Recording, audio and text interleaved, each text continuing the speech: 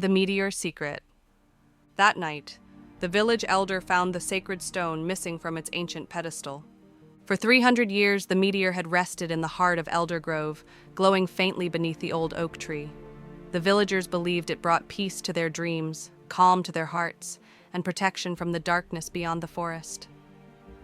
But when dawn broke on the 15th day of autumn, young Theo, the village's newest keeper, discovered only empty stone and scattered ash where the meteor once lay. The elder's hands trembled as she touched the cold pedestal. "It has chosen to leave," she whispered, though her voice carried doubt. "Or something has chosen for it." Theo had been appointed keeper only 2 moons ago, after his grandfather passed peacefully in his sleep. The old man's final words still echoed. "The stone does not merely rest here, boy. It waits. And one day, it will call for someone to follow." At the time, Theo thought it was fever talk, the wanderings of a dying mind. But now, standing in the empty clearing as morning mist curled around his boots, he understood. The meteor had not been stolen.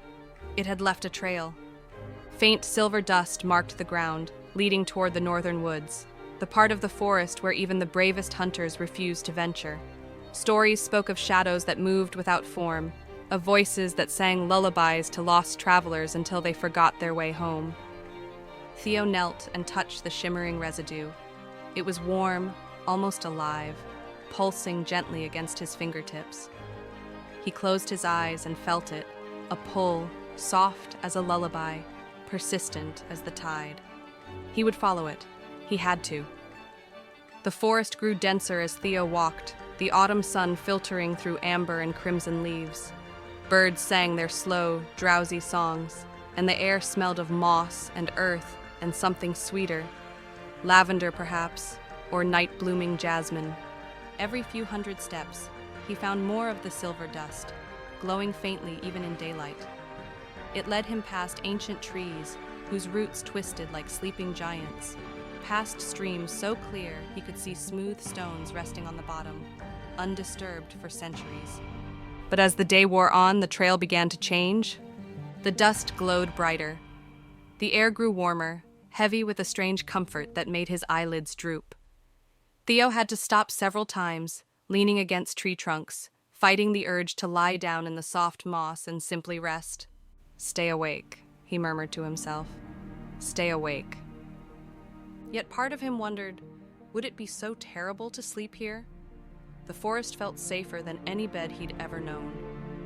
By evening, Theo reached a clearing he had never seen before, and he knew every inch of Elder Grove's woods. In the center stood a ring of standing stones, weathered and ancient, covered in symbols that seemed to shift in the fading light. And there, in the very middle, resting on a bed of luminous moss, was the meteor. It pulsed with a gentle rhythm, like a heartbeat, casting silver light across the stones. Theo approached slowly, his breath catching in his throat. "You called me here," he whispered. The meteor's glow intensified, and for a moment, Theo felt a presence, not hostile, not even entirely separate from himself. It was as if the stone was remembering him, recognizing something deep within his soul. He reached out. The moment his fingers touched the meteor, the world dissolved into light. Images flooded his mind, not his memories, but the stones. He saw the moment it fell from the heavens, a fragment of something vast and ancient, burning as it plummeted toward the earth. He saw the first villagers who found it, terrified and awed, who built the pedestal and learned to live in its quiet presence. He saw his grandfather as a young man, touching the stone just as Theo did now, receiving the same visions, the same call, and he understood. The meteor was not just a relic, it was a guardian, yes, but also a wanderer. Every few generations, it tested the village, left its pedestal to see if anyone would follow, if anyone still cared enough to seek it out, to prove that Elder Grove deserved its protection. Theo's grandfather had followed it once, long ago, and brought it back. Now it was Theo's turn. But there was more. The meteor showed him a vision of the village as it could be, children sleeping soundly, elders resting without pain, every soul touched by the deep peace the stone offered. But it also showed him the cost. The keeper must carry the stone's burden, must feel its weight not in body but in spirit, must remain watchful even in dreams. "I accept," Theo whispered. When he opened his eyes, the clearing was bathed in moonlight. The meteor's glow had softened, and the symbols on the standing stones seemed to hum with approval. Theo carefully lifted the meteor. It was warm in his hands, surprisingly light, as if it wanted to be carried home. The journey back was different. The forest no longer felt dense or foreboding. Instead, it wrapped around him like a blanket, guiding his steps, whispering encouragement through rustling leaves. By the time he reached the village, dawn was breaking once more. The villagers had gathered near the oak tree, waiting, hoping. When they saw Theo emerge from the forest, the meteor cradled in his arms, a collective sigh of relief rippled through the crowd. The elder stepped forward, tears in her ancient eyes. "You brought it back." "It wanted to come back," Theo said softly. "It just needed to know we still cared."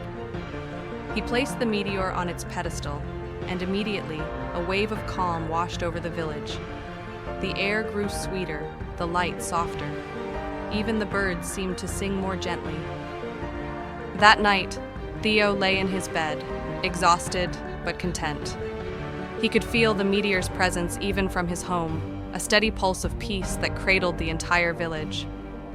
As his eyes drifted closed, he heard his grandfather's voice one last time, not in memory, but in dream. "You did well, boy. Now rest. The stone will keep watch while you sleep." And for the first time since becoming keeper, Theo slept deeply, knowing that Elder Grove and the meteor that watched over it was finally, truly at peace. The silver light continued to glow beneath the old oak tree, a silent guardian, waiting patiently for the next keeper, the next journey, the next soul brave enough to follow when the time came. But tonight, all was well. Tonight the village dreamed.